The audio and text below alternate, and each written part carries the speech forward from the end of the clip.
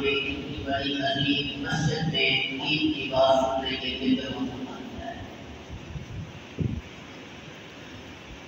اللہ رب العزت ایک ایسے عظیم خالق اور مالک ہے کہ جس نے اس دنیا میں اس امت کو وہ عظیم نبی عطا فرمایا،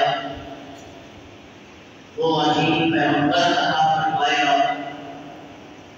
کہ جس کو اللہ نے وہ علم عطا فرمایا، اسی علم کے ذریعے تمام پیغمبروں نے، تمام رسولوں نے، تمام نبیوں نے اللہ کی ربوبیت اور اس کی الوہیت کو پہچانا، اسی علم کے ذریعے اس کی قدرت کو مانا، اس کی طاقت کو تسلیم کیا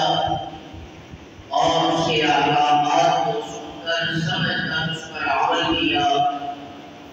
جس کا نتیجہ ہماری آنکھوں کے سامنے ہے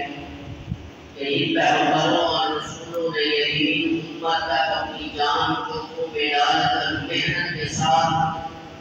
تکلیفیں اٹھا کر، مصیبتیں اٹھا کر یہ امت تک پہنچایا ہے۔ آج اسی علم کے ذریعے، اسی محنت کے ذریعے یہ دین اللہ نے ہم تک 1450 سال کے بعد بھی جاری کیا اور یہ دین امت تک چل رہا ہے، اپنے آپ تک چلتا رہے گا۔ دیہاتی لوگ ہوتے تھے اس زمانے، 4 قسم کے لوگ ہوتے تھے، بولنے کا سلیقہ نہیں ہوتا تھا، طریقہ نہیں آتا تھا، لیکن وہ جناب رسول اللہ صلی اللہ علیہ وسلم کی مجلس میں جب آتے تو تواضع کے ساتھ، عز و اختصار کے ساتھ دین کی باتیں سمجھنے کے لیے کہ ہم اپنی زندگی کیسے گزاریں، ہم دنیا کے اندر آ گئے ہیں لیکن وقت کیسے گزاریں، دنیا کی محبت میں گزارنا ہے، دولت کمانے کے لیے گزارنا ہے یا اللہ اس کے رسول کی محبت میں گزارنا ہے۔ حدیث میں آتا ہے کہ ایک دیہاتی رسول اللہ کی مجلس میں آیا، آقا نامدار مسجد نبی میں تشریف فرما، تو یوں ہزاروں صحابہ کرام کا مجمع ہے اور آپ کا کہنے لگا کہ بلا تاکہ وقت یا رسول اللہ، ہمارے ماں باپ آپ پہ فرمان لے لے رسول، میں کچھ دین کی باتیں سمجھنے کے لیے آپ کے پاس آیا ہوں کہ میری کچھ زندگی بن جائے، میری آخرت بن جائے، اگر میری زندگی بن جائے گی تو مرنے کے بعد میری قبر میں روشن ہو جائے گی، میری آخرت بن جائے گی تو مجھے اس کے بدلے میں اللہ جنت کی عطا فرمائے گا۔ آقا نامدار صلی اللہ علیہ وسلم مجھے زندگی گزارنے کا طریقہ بتلا دے۔ تو اس بندے نے کہا یا رسول اللہ میری پہلی بات یہ ہے کہ مجھے یہ بات سمجھا دو کہ اللہ میرے رزق میں کیسے برکتیں ڈالے، میں سارا دن دکان میں بیٹھ کر کماتا رہتا ہوں، میرے پاس کچھ رزق نہیں آتا، میرے پاس کوئی دار نہیں آتا، میرے رزق میں بھی برکتی ہے، میں سارا وقت قرض میں رہتا ہوں، لوگوں کا قرض دینا ہے، میرے رزق میں برکت نہیں۔ اے اللہ کے رسول مجھے کچھ نسخہ ہی بتلا دے، یہ نسخہ فقط پاس کرنے کے لیے نہیں بتا رہا، میں اور آپ سب دن پر سمجھے دکانوں والے میں بیٹھے یہ بات کو سمجھے کہ آقا نامدار نے اس امت کو رزق بڑھانے کا کیا طریقہ بتایا ہے، کیا طریقہ اس امت کو دیا ہے۔ دنیا یہ سمجھتی ہے کہ ساری نمازیں چھوڑ دو، بس پورا دن دکانوں میں بیٹھ کر کماتے رہو، رزق بڑھتا جائے گا، دولت آتی جائے گی۔ دولت بڑھانے کا یہ طریقہ میرے نبی نے امت کو نہیں دیا، تجارت کو بڑھانے کا یہ طریقہ میرے نبی نے اس امت کو نہیں دیا۔ حدیث میں آتا ہے کہ آپ نامدار نے اس وقت کو فرمایا کہ یہ سنا وہاں بیٹھ جاؤ، پھر فرمایا کہ کچھ چاہتا ہے کہ تم اپنا رزق ہمیشہ کے لیے بڑھا دے تو پھر توجہ کر، فرمایا کہ توکل علی اللہ، اللہ کی رضا کے لیے رجوع کیا کر اور توجہ کے ساتھ زندگی گزار، ہر وقت دوام علی المہارت ان یوسع علی رزقک، تو سارا دن پاکیزگی کی حالت میں رہے گا، سارا دن وضو کی حالت میں رہے گا، اس پاکی کی برکت سے اللہ تمہیں رزق اتنا دیں گے کہ یہ پتہ نہیں چلے گا کہ اللہ کی طرف سے رزق کہاں سے آیا۔ ہم بغیر وضو کے پھر رہے ہوتے، ہم پورا دن پتہ ہی نہیں ہوتا کہ کس حالت میں پھر رہے ہوتے ہیں، رزق کیسے بڑھے گا۔ نبی پاک اپنے امت کو رزق بڑھانے کا طریقہ بتایا کہ ہر وقت وضو کی حالت میں رہا کرو، اللہ تمہیں رزق دے گا، یہ تمہیں نہیں پتا کہ کہاں سے آئے گا، یہ رب کو پتہ ہے کہ ان اللہ هو الرزاق ذو القوة المتین، یہ اسی کو پتہ ہے کہ اس نے اپنے بندوں کو رزق کہاں سے دینا ہے، کتنا دینا ہے، کب تک دینا ہے، کہاں سے دینا ہے، کب تک دینا ہے، یہ اس اللہ کے ہے۔ پھر اس نے کہا یا رسول اللہ میں چاہتا ہوں کہ اللہ مجھے عزت دے دے، دنیا کے اندر میری کوئی عزت نہیں ہے، کوئی میرا احترام نہیں کرتا۔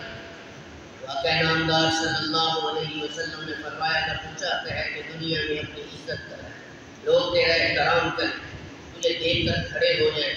فرمایا لا تشک من امرک شیئا الی الخلق تکن من اکرم الناس، اپنی حاجت اپنی ضرورت اللہ کے علاوہ دنیا میں کسی کو نہ بتا، جو پریشانی آتی ہے اللہ کو بتا، بندوں کے سامنے رونے کی ضرورت نہیں ہے، کسی کو بتانے کی ضرورت نہیں ہے، کسی کو غم سنانے کی ضرورت نہیں ہے، لا تشکو پریشان نہیں ہونا،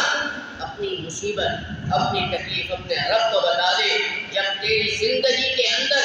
یہ مقصد آ جائے گا کہ تو اپنی ہر مصیبت اللہ کے سامنے بات بتائے گا تو پھر دیکھنا کہ اللہ تمہیں وہاں سے عزت عطا فرمائے گے جہاں سے تمہیں ومن حیث لا یشعرون تمہیں شعور تک نہیں۔ یہ عزت بڑھانے کا میرا نبی امت کو طریقہ بتا رہا ہے۔ آج ہم چاہتے ہیں کہ میری گاڑی ہو، بڑی دولت ہو، آگے پیچھے پروٹوکول ہو، ہر شخص چاہتا ہے کہ لوگ میرا اکرام کریں۔ اکرام دنیا سے نہیں ہوتی، عزت دولت اکٹھا کرنے سے نہیں ہوتی۔ میرا نبی یہ بتا رہا ہے کہ اپنی حاجت اپنی ضرورت اور محتاجی اللہ کے سوا کسی کو نہ۔ اس نے کہا یا رسول اللہ میں چاہتا ہوں میں طاقتور بن جاؤں، اکیلا ہوں، سارے اگر میرے سامنے اگر مقابلہ کرنا چاہیں تو میں سب پہ بھاری ہو جاؤں، قوت والا بن جاؤں۔ آپ نے فرمایا اگر تو چاہتا ہے کہ اگر سب سے زیادہ قوت والا بننا چاہتا ہے تو پھر دنیا کے اندر رہ کر لوگوں کا احترام کر، لوگوں کو عزت دے، لوگوں کے ساتھ اخلاق سے پیش آ، تو اللہ تمہیں اس کی برکت سے وہ قوت عطا فرمائے گا کہ سارا جہان مل کر بھی تیرا مقابلہ کرنا چاہے تو نہیں کر سکتا۔ قوت بڑھانے کا طریقہ آج ہم قوت بڑھا رہے ہیں کس طرح کیا ادام کھایا کریں، فلاں چیز کھایا کریں، قوت ہے، یہ تو طبی چیزیں ہیں، لیکن میرا اللہ قوت میرا نبی قوت بڑھانے کا یہ طریقہ امت کو دے رہا ہے، زبردست طریقہ دے رہا ہے کہ اگر طاقت اپنے اندر پیدا کرنی ہے تو پھر لوگوں کا احترام، لوگوں کو عزت دو، لوگوں کا احترام۔ اس نے کہا یا رسول اللہ ایک اور بات، میں کون سی؟ فرمایا کہ یا رسول اللہ لوگ میری برائیاں بیان کرتے ہیں لوگوں کے ساتھ، میں چاہتا ہوں کہ اللہ مجھے دنیا اور آخرت کی ذلت اور رسوائی سے بچائے۔ آپ نے کیا فرمایا؟ استر عیوب الاخوات، اگر تو چاہتا ہے کہ لوگ میری برائیوں کا پردہ ڈالے، کسی کے سامنے ظاہر نہ کرے، تو پھر تو بھی لوگوں کی برائیاں لوگوں کے سامنے نہ بیان کر، لوگوں کو دنیا کے اندر عزت دے گا اللہ تمہیں بھی دنیا کے اندر عزت دے گا۔ اگر تو لوگوں کو ذلیل کرے گا تو اللہ دنیا میں بھی تمہیں ذلیل کرے گا، اللہ تمہیں آخرت میں رسوا کرے گا۔ تو اس نے کہا یا رسول اللہ میں چاہتا ہوں کہ میں زنا سے بچوں، وما احفظ فرجک من الزنا، تو اپنے سمجھ آئیے کہ اپنے شرمگاہ کو محفوظ کر، اپنی آنکھوں کو اپنی نگاہوں کو نیچا رکھ، اللہ تمہیں ہر قسم کی برائیوں سے محفوظ فرما دے گا۔ پھر اس نے کہا یا رسول اللہ میں چاہتا ہوں کہ ادی فرائض اللہ، میں کسی فرض میں کوتاہی نہ کروں، میں نماز میں جلدی کروں، نماز پڑھوں اس کے وقت پر، زکوٰۃ ادا کروں اس کے وقت پر، حج ادا کروں اس کے وقت پر، تمام فرائض کو ادا کروں، اس میں سستی نہ کروں۔ ادی فرائض، کسی فرض میں کوتاہی نہ کروں۔ تو آقا نامدار صلی اللہ علیہ وسلم نے فرمایا کہ فرمایا کہ اپنی حاجت اپنی ضرورت اللہ کے سامنے رکھ دے اور ساری دنیا کے سارے کاموں کو چھوڑ کر اللہ کی بارگاہ میں اپنا سر سجدے میں ڈال دے، تو پھر دیکھنا اللہ تمہیں وہ مقام عطا فرمائیں گے کہ تیرے دل سے دنیا کی محبت خود بخود نکل جائے گی، اور تیرا دل بھی مانے گا، تیرا ذوق بھی بنے گا، تیرا شوق بھی بنے گا کہ تو ساری دنیا کو طلاقیں دے کر ایک اللہ کے گھر میں بیٹھ کر اس کی عبادت میں لگ جائے۔ تمہیں قرآن پڑھنے کا شوق بھی پیدا ہوگا، پھر تمہیں قرآن سننے کا شوق بھی پیدا ہوگا، پھر تمہیں قرآن سے محبت بھی ہوگی۔ اس نے کہا یا رسول اللہ میں چاہتا ہوں مجھ سے میرا اللہ بھی محبت کرے اور مجھ سے میرا نبی بھی محبت کرے، اللہ راضی ہو جائے، اللہ کا رسول ناراض ہو تو اللہ کا رسول راضی ہو جائے، اللہ ناراض ہو جائے تو کہا یا رسول اللہ دونوں راضی ہیں، دونوں توجہ کے ساتھ سن۔ آقا نامدار صلی اللہ علیہ وسلم نے، میں کتنی مرتبہ آقا نامدار کا نام لے چکا ہوں لیکن کسی زبان میں میرے نبی کا درود نہیں پڑھا، میرے بھائیوں اللہ کے نبی کا نام آئے تو درود پڑھ لیا۔ میں نے کتنی مرتبہ وعیدیں سنائی ہیں اس ممبر پہ بیٹھ، دیکھو میری وعید نہیں ہے، یہ میرا نبی کا فرمان کہ جس کے سامنے میرا نام آ جائے اور سن کر درود نہیں پڑے گا اللہ اسے تباہ و برباد کرے۔ میرا نبی فرما رہا ہے، میں نہیں کہہ رہا، اس کی ترجمانی کر رہا۔ دل میں کم از کم درود پڑھ لیا کرو، آتے ہو اللہ کے گھر میں۔ واقعہ نامدار صلی اللہ علیہ وسلم نے فرمایا کہ اگر مجھ سے میرے رب سے محبت کرنا چاہتے ہو تو پھر اللہ اس کے رسول کے احکامات پر عمل کرنے والے بن جاؤ۔ جو اللہ نے فرمایا اس پہ عمل کرو، جو میرے نبی نے فرمایا اس احکامات کو سن کر عمل کرنے والے بن جاؤ۔ تم اللہ کے بھی فرما بردار بن جاؤ گے، اللہ کے رسول کے بھی فرما بردار۔ ہم اللہ کی مانتے نہیں تو کیسے اللہ کا فرما بردار؟ ہم اللہ کے نبی کی مانتے نہیں ہیں تو ہم اللہ